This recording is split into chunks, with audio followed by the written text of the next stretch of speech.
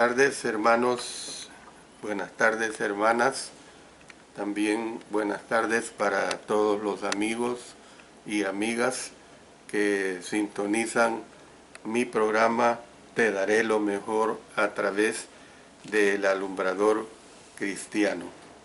Doy gracias a Dios porque nuevamente me permite estar con ustedes en este día miércoles, día 23 de junio del año 2021. Vamos a ponernos en oración para pedir la dirección de nuestro Padre Celestial.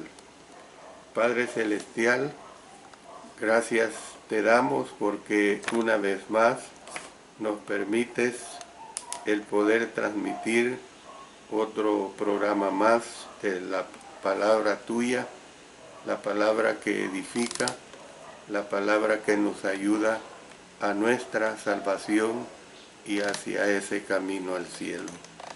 Como siempre, te pido que me bendigas, me dirijas a través del Espíritu Santo y que todo sea siempre para la honra y la gloria tuya. En el nombre de nuestro Señor Jesucristo. Amén. Amén.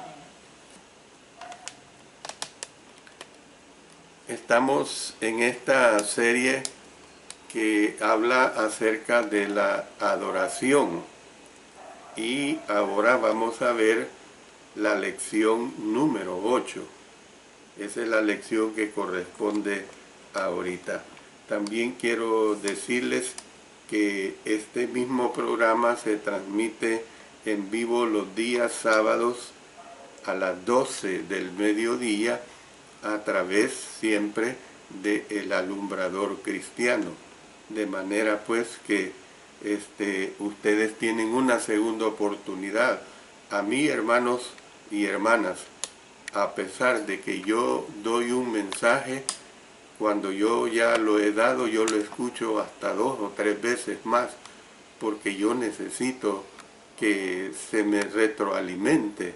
Entonces, nada pierde usted con oír un mensaje cuantas veces usted lo desea, si a usted le parece hacerlo. Bueno, vamos a ver la lección de ahora acerca de adorando con cantos. Esa es la lección que vamos a presentar, adorando con cantos. Primeramente veamos acerca de la adoración con cántico. El cantar en alabanza y adoración a Dios se remonta a un precedente que es por lo menos tan antiguo como Éxodo 15. Moisés dirigió al pueblo en un cántico para celebrar su liberación de la esclavitud en Egipto. Por todo el cántico se alaba y se exalta a Dios por su majestad, por su poder y por su excelencia. Al ponérseles música a los versos, se identifica la capacidad para recordar la letra. Y esto era especialmente importante cuando las palabras del himno habían de servir para recordar un evento trascendental de la historia de un pueblo. Estos cánticos se memorizaban y se transmitían de una generación a otra. Toda generación posterior podía entonces alabar a Dios por su excelencia. Yo siempre me he puesto a pensar en esto. ¿Qué sucedería si en un momento dado se perdieran todos los himnarios, donde tenemos la recopilación de los cánticos espirituales? Yo pienso que no sería una gran pérdida en cierto sentido, porque hay una gran cantidad de hermanos y hermanas que tienen una excelente memoria y que pueden realmente repetir de una manera muy eficaz cada estrofa que se presenta de los himnos que se transmiten. Entonces podemos nosotros ver que realmente es algo muy interesante. En Números 21, 17 al 18 nos dice: entonces cantó Israel este cántico: sube, oh pozo, a él cantad, pozo, el cual cavaron los señores, lo cavaron los príncipes del pueblo y el legislador con sus báculos. Del desierto vinieron a Matana. Se recoge un breve cántico para recordar la bendición de Dios cuando les dio agua. Esta vez el agua no provino de una roca, sino de un pozo. Jueces 5 está dedicado en su totalidad al cántico de Débora y de Barak, que exalta a Dios por liberar a Israel de Javín, el rey de Canaán. No sabemos cómo se usaron estos cánticos en las generaciones que vinieron después. Sin embargo, por ellos se demuestra el hecho de que desde hace mucho tiempo el pueblo de Dios ha utilizado el cántico como un medio para adorarlo. El rey David renovó la importancia del cántico en la adoración. A menudo los salmos fueron escritos para que se les pusiera música. Algunos mencionan específicamente el canto de alabanzas a Dios. Vamos a leer una serie de salmos que hablan acerca del cantar. Vamos a Salmos 30-40. Cantad a Jehová, vosotros sus santos, y celebrad la memoria de su santidad. Salmos 95:1. Venid, aclamemos alegremente a Jehová, cantemos con júbilo a la roca de nuestra salvación. Salmos 96, versos 1 y 4. Cantad a Jehová cántico nuevo, cantad a Jehová toda la tierra, porque grande es Jehová y digno de suprema alabanza, temible sobre todos los dioses. Cantad a Jehová cántico nuevo, porque ha hecho maravillas, su diestra lo ha salvado y su santo brazo. Salmos 98:1. Cantad a Jehová con alabanza, cantad con arpa a nuestro Dios. Salmos 147:7 y por último Salmos 149:1. Cantad a Jehová cántico nuevo, su alabanza sea en la congregación de los santos. Los salmos de David fueron usados en la adoración que se llevaba a cabo en la sinagoga, así como en la que se llevaba a cabo en el templo. El cristianismo también es una religión de canto. Después de la institución de la Cena del Señor, Jesús y sus discípulos cantaron un himno. Dice: y cuando hubieron cantado el himno, salieron al monte de los olivos. Mateo 26:30. Las instrucciones que el apóstol Pablo les dio a los cristianos que estaban en Corinto revelan que la iglesia primitiva utilizaba el canto en sus cultos de adoración. Dice en 1 Corintios 14:15, que pues oraré con el espíritu, pero oraré también con el entendimiento. Cantaré con el espíritu, pero cantaré también con el entendimiento. ¿Qué hay pues, hermanos? Cuando os reunís, cada uno de vosotros tiene salmo, tiene doctrina, tiene lengua, tiene revelación, tiene interpretación. Hágase todo para edificación. Esto lo dice el verso 26. El canto se utiliza en casi todas las culturas del mundo para expresar un amplio rango de emociones que abarcan desde la más profunda angustia hasta el más puro éxtasis. No hay otro acto de adoración que exprese también el amor a Dios, la gratitud, el gozo o incluso el remordimiento por el pecado. La mejor manera como se expresa la alabanza es por medio del cántico. El canto eleva el espíritu y edifica a toda la iglesia. Esa es una realidad, hermanos y hermanas. Es posible adorar sin cántico. Sin embargo, no hay otra cosa que contribuya más a la belleza, majestad, dignidad o nobleza de la adoración ni a su ternura e intimidad.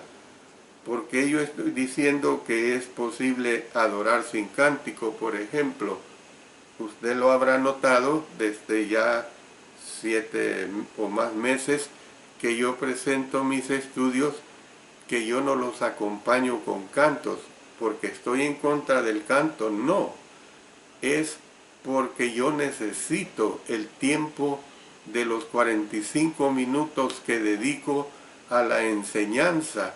Entonces, por eso es que no incluyo los cantos, pero el canto tiene mucho valor. Bueno, voy a seguir hablando y usted me va a comprender mejor lo que le acabo de expresar. Por medio del canto sin acompañamiento, mire qué importante es lo que voy a decir. No hay duda de que la fuente de la cual la iglesia primitiva derivó gran parte de su inspiración fue la adoración veterotestamentaria hebrea, especialmente la que se llevaba a cabo en la sinagoga. Los salmos aportaron muchos de sus cánticos. No obstante, una diferencia notable entre la adoración veterotestamentaria y la que se llevaba a cabo en la iglesia del siglo I, por supuesto, es la aparición del canto puro. El canto se llevaba a cabo en el templo, era acompañado de varias clases de instrumentos musicales y lo hacía un coro de levitas escogidos. Dice en 1 Crónicas 15:16, asimismo dijo David a los principales de los levitas que designasen de sus hermanos a cantores con instrumentos de música, con salterios y arpas y címbalos, que resonasen y alzasen la voz con alegría. 1 Crónicas 23:5. Además, 4,000 porteros y 4,000 para alabar a Jehová, dijo David, con los instrumentos que he hecho para tributar alabanzas. Usted imagínese un coro de 4,000 voces, eso es algo maravilloso. ¿Ve? También vámonos a 1 Crónicas 25:6 y 7. Y todos estos estaban bajo la dirección de su padre en la música, en la casa de Jehová, con címbalos, salterios y arpas para el ministerio del templo de Dios.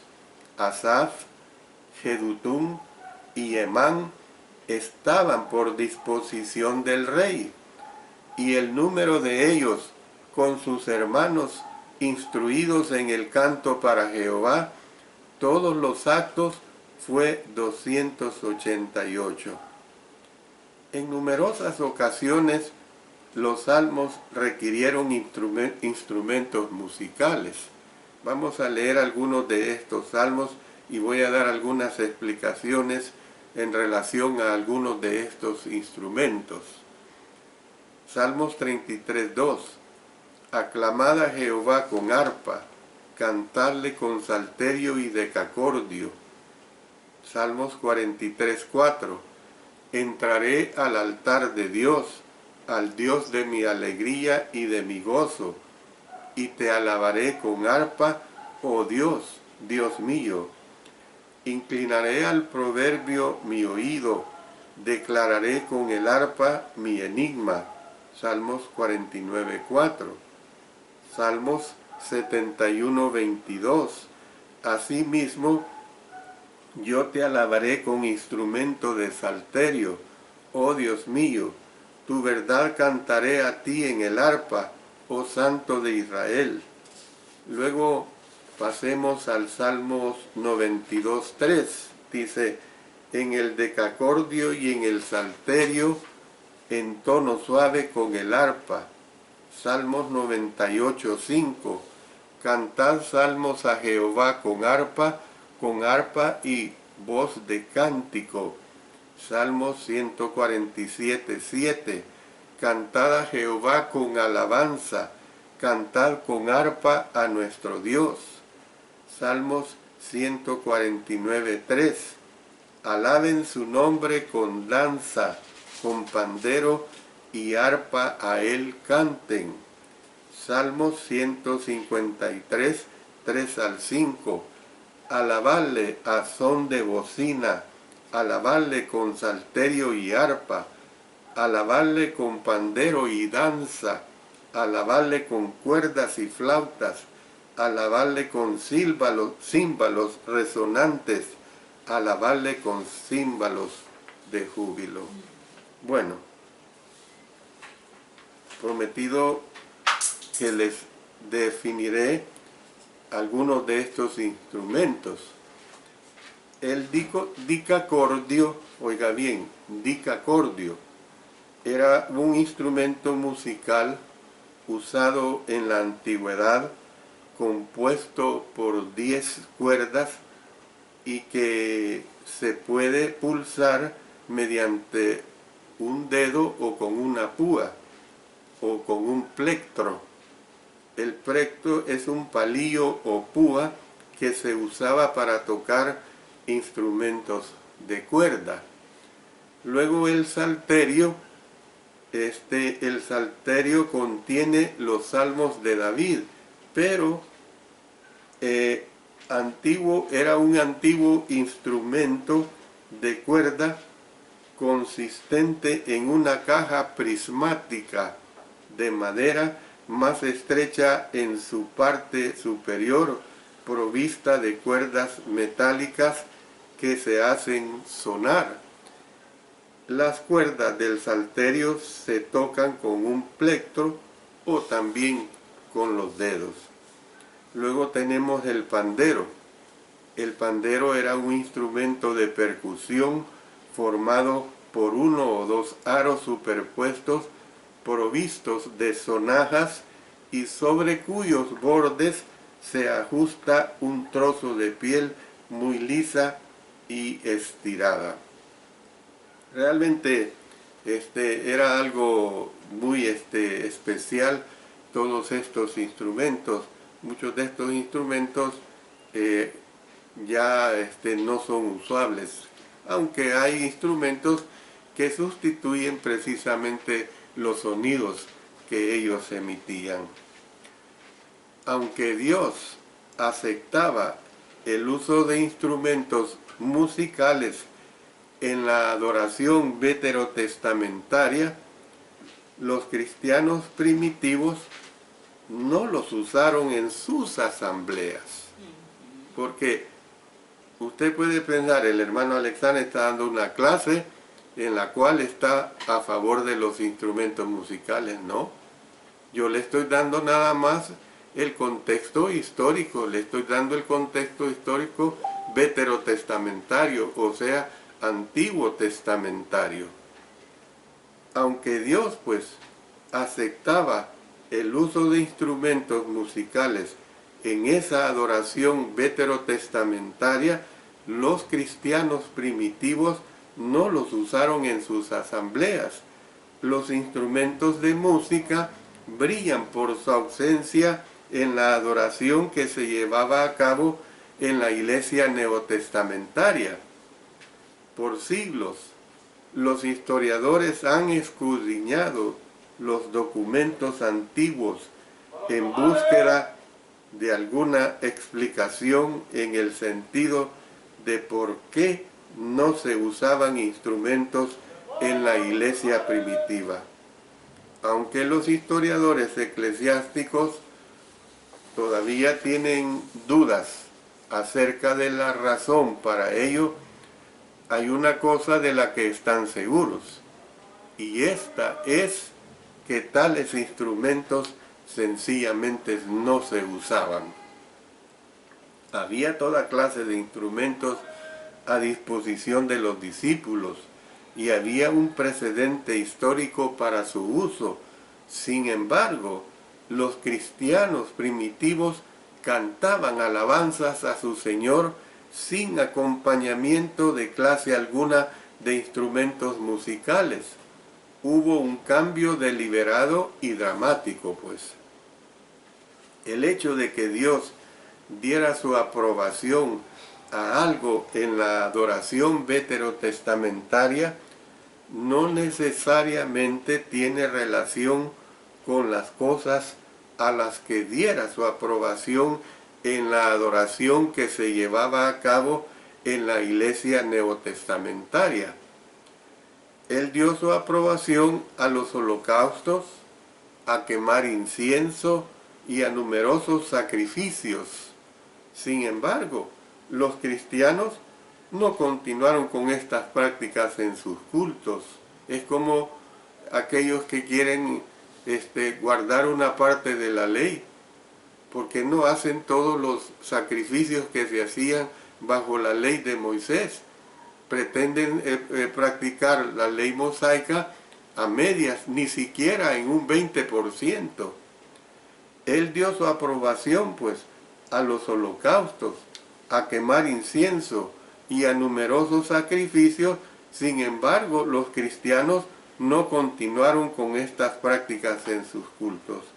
Creo que no nos equivocaríamos al decir que la mayoría de los dirigentes religiosos de hoy en día no sienten obligación alguna de restaurar la adoración que se llevaba a cabo en la iglesia primitiva.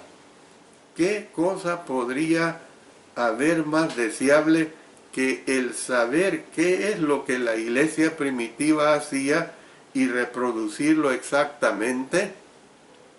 Por lo tanto, la pregunta que debe hacerse es, ¿por qué hacían lo que hacían en sus asambleas? Hay que tomar en cuenta que el Nuevo Testamento no se había escrito todavía para que guiara a las iglesias más antiguas.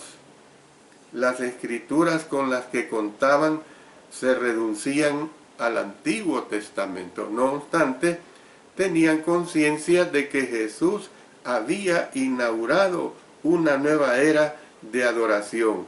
Mas la hora viene y ahora es cuando los verdaderos adoradores adorarán al Padre en espíritu y en verdad, porque también el Padre tales adoradores busca que le adoren. Dios es espíritu, y los que le adoran en espíritu y en verdad es necesario que adoren. Juan capítulo 4, versos 23 y 24. Sabían que Dios ya no moraba en el templo material que estaba en Jerusalén. Dice en 1 Corintios 6, 19 y 20. ¿O ignoráis que vuestro cuerpo es templo del Espíritu Santo, el cual está en vosotros, el cual tenéis de Dios, y que no sois vuestros? Porque habéis sido comprados por precio. Glorificad, pues, a Dios en vuestro cuerpo y en vuestro espíritu, los cuales son de Dios. Algunas de las tradiciones del Antiguo Testamento y de las sinagogas fueron adoptadas en la adoración de las asambleas cristianas más antiguas. Sin embargo, no podemos evitar la conclusión en el sentido de que éstas recibieron de los apóstoles sus instrucciones sobre cómo debían adorar. Estos hombres inspirados por Dios recibieron su mensaje del Espíritu Santo, mensaje que probaron con señales milagrosas. Si algo sabemos acerca de los cristianos del siglo I, ello es que estaban dedicados a hacer las cosas del modo que a Dios le agradaba. Dice Hechos 2:42, y perseveraban en la doctrina de los apóstoles, en la comunión unos con otros, en el partimiento del pan y en las oraciones. Hechos 4:19 y 20. Mas Pedro y Juan respondieron diciéndoles: juzgad si es justo delante de Dios obedecer a vosotros antes que a Dios, porque no podemos dejar de decir lo que hemos visto y oído. Hechos 5:29. Respondiendo Pedro y los apóstoles dijeron: es necesario obedecer a Dios antes que a los hombres. Debieron pues de haber hecho lo que hicieron, porque así los señaló la enseñanza apostólica que provenía de Dios. Dice en Mateo 16:17, entonces les respondió Jesús: bienaventurado eres, Simón, hijo de Jonás, porque no te lo reveló carne ni sangre, sino mi Padre que está en los cielos. Luego en 1 Corintios 2, 9 al 11, antes bien como está escrito, cosas que ojo no vio, ni oído oyó, ni han subido en corazón de hombre, son las que Dios ha preparado para los que le aman. Luego en el verso 10 del capítulo 2 dice, pero Dios nos las reveló a nosotros por el Espíritu, porque el Espíritu todo lo escudriña, aún lo profundo de Dios, porque ¿quién de los hombres sabe las cosas del hombre, sino el Espíritu del hombre que está en él? Así tampoco nadie conoció las cosas de Dios, sino el Espíritu de Dios. El Nuevo Testamento fue escrito por los mismos hombres inspirados por el Espíritu que les dieron instrucciones a los primeros cristianos. Los apóstoles conocían el verdadero propósito de la adoración y las instrucciones que ellos dieron prepararon a la iglesia primitiva para la adoración que agradaría a Dios.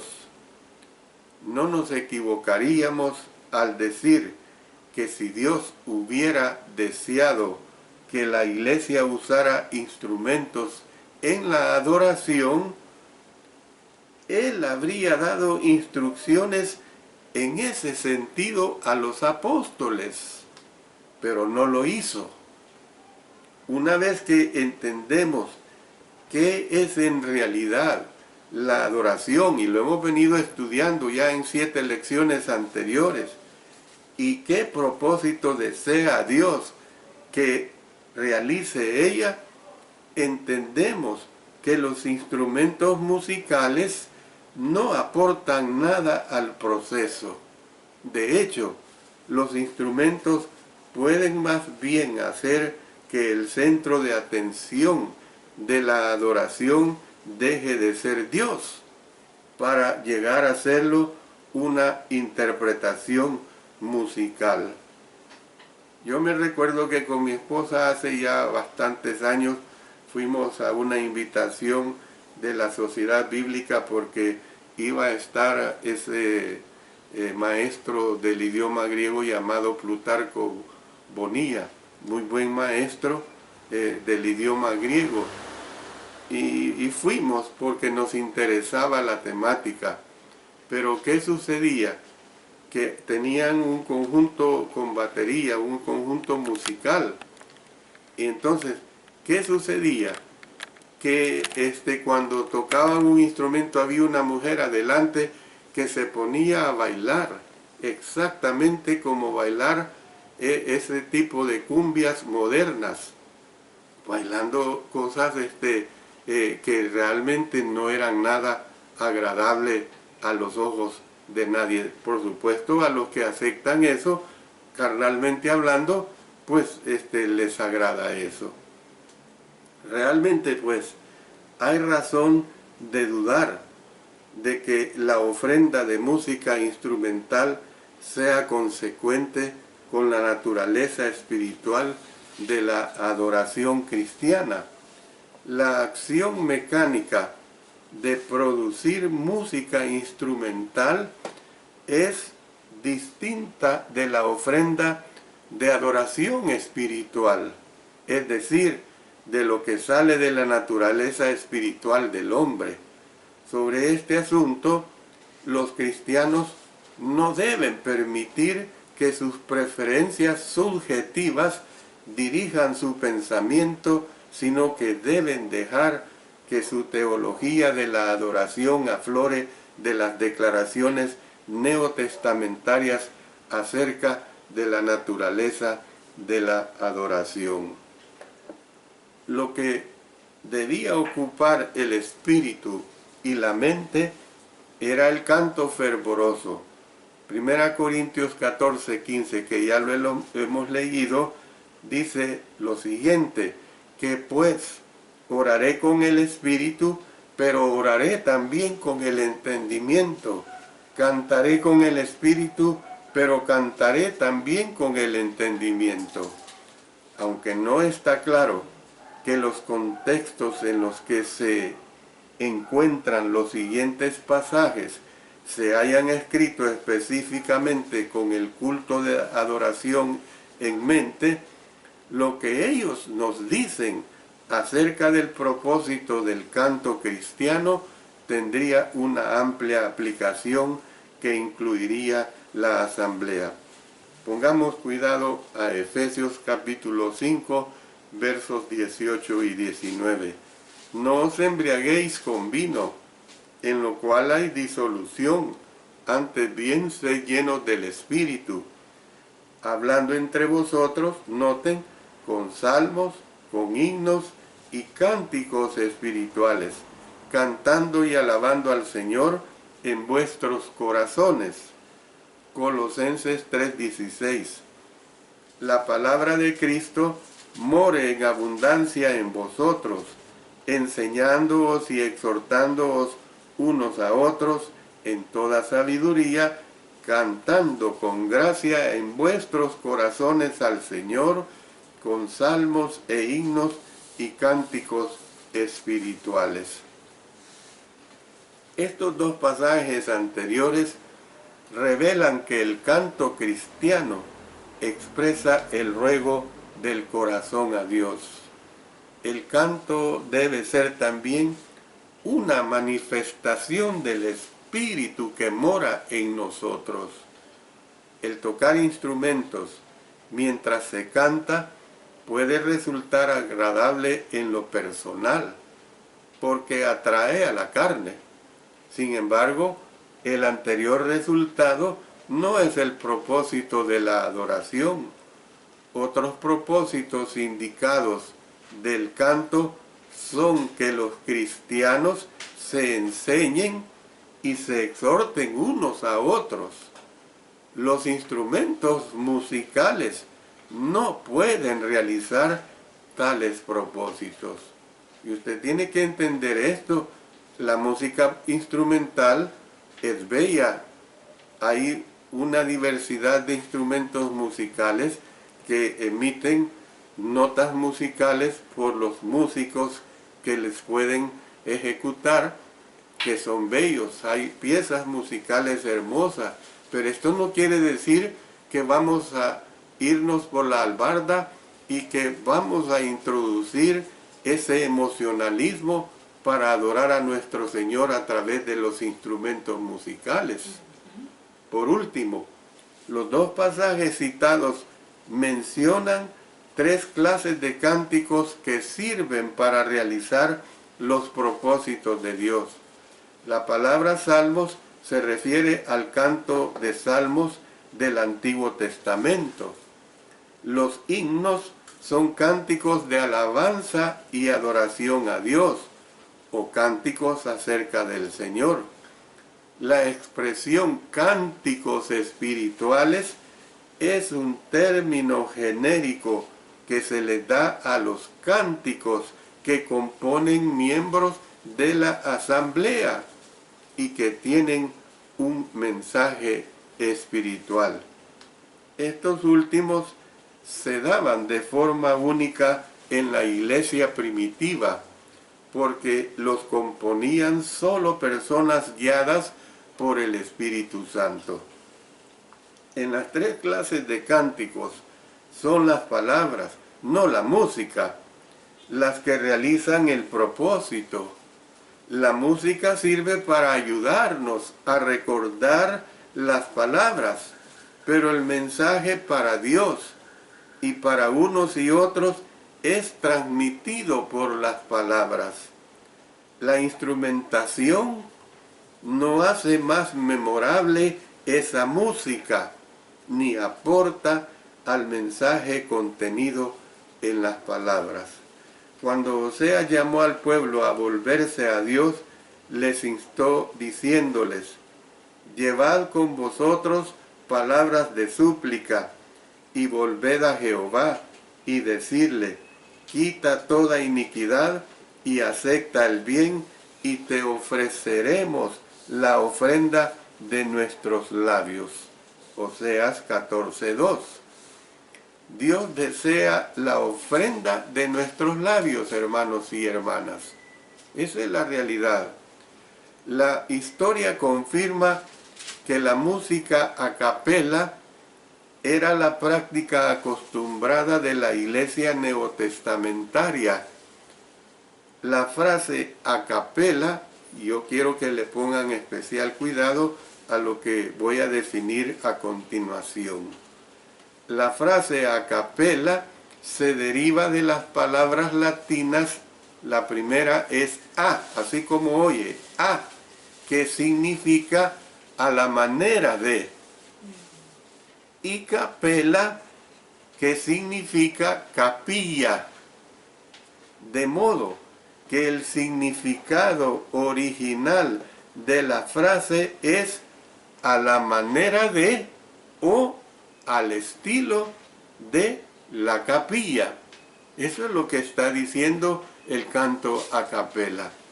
Entonces, ¿qué vemos? Que el uso de esta frase para referirse al cántico sin acompañamiento indica que la música de capilla o de iglesia carecía originalmente de acompañamiento musical. No se daba este acompañamiento musical a través de los instrumentos. Lamentablemente, los religiosos evangélicos nada les interesa alabar a Dios conforme lo hizo la iglesia en el primer siglo, sino más bien satisfacer sus emociones carnales, satisfacer al oído, satisfacer todo ese aspecto puramente emocionalista. Y quiero decir esto, lamentablemente, desde hace ya muchos años, hay hermanos que han desviado la doctrina de la Iglesia, introduciendo los instrumentos musicales en la adoración. Eso no es aprobado por Dios, eso no va con la voluntad de nuestro Dios. Que usted los ha hecho, o quienes los han hecho, lo han hecho para atraer a gente, no es la manera de atraer a la gente. Mire, si de atraer a la gente vamos, como dije en uno de mis mensajes anteriores, vayamos y repartamos canastas de comida básica por lo menos una vez por mes de la ofrenda de la iglesia, y ahí vamos a tener repletos los edificios por la comida que la gente quiere recibir. Por medio pues del canto congregacional, no solo no usaba instrumentos musicales la iglesia primitiva, sino que estos cristianos también descontinuaron la tradición del coro levítico, aquellos 4000 que les mencioné, y qué hermoso tuvo que haber sido. El mensaje que llevan implícito los pasajes citados anteriormente es que la totalidad de la congregación participaba en el canto. El canto es una expresión de adoración en la cual la congregación en su totalidad puede participar por igual. La asamblea es dirigida en oración por una sola persona. Una sola persona predica, aunque tenemos la opción de seguir la lectura o de leer en voz alta al unísono. Lo normal es que una sola persona lea las Escrituras, aunque la universalidad del cántico podría hacer mundana o trivial la experiencia. Esa misma universalidad es la que posibilita una comunión tal entre la congregación que canta, cual no podría producirse por medio de ninguno de los demás medios de adoración. Entonces, ¿qué es lo que vemos? Pues el canto había de hacer uso de un intercambio que edificaría y que uniría a toda la asamblea, porque eso es lo que hace el canto, unirnos. Los cánticos a la vez son oraciones. En el próximo estudio voy a hablar sobre la oración. Entonces, preocupa y con razón el problema de la orquestación de la música de la iglesia. Voy a terminar con estas palabras que digo. Las interpretaciones musicales que ejecutan músicos profesionales cuyo fin sea agradar el gusto musical de la asamblea son contrarias al propósito para el cual Dios concibió la adoración. Cualquier actividad de la adoración que dirija la atención a las personas o a las interpretaciones que éstas hagan, constituye un abuso del privilegio de la adoración. Toda adoración, hermanos y hermanas, debe dirigir la atención a Dios y no satisfacerme a mí. Eso es lo que tengo que entender. Debe dirigir la atención a Dios y debe hacer que todos centren sus pensamientos y su corazón en Él. La adoración es para las personas. Todo miembro de la asamblea, pues, debería estar activamente envuelto en el proceso de la adoración, sin necesidad de que se introduzcan en nuestras adoraciones, en nuestras asambleas, ya sea Día del Señor, ya sea cualquier otro día entre la semana que nos reunimos, que se introduzcan los instrumentos musicales. ¿Por qué? porque no hay ninguna base neotestamentaria para que nosotros digamos que es una manera en la cual nuestro Dios se agrada. Es nada más dar rienda suelta a la carnalidad de quienes así piensan. Que Dios bendiga su bendita palabra, hermanos y hermanas, y que siempre seamos celosos de la sana doctrina. Amén.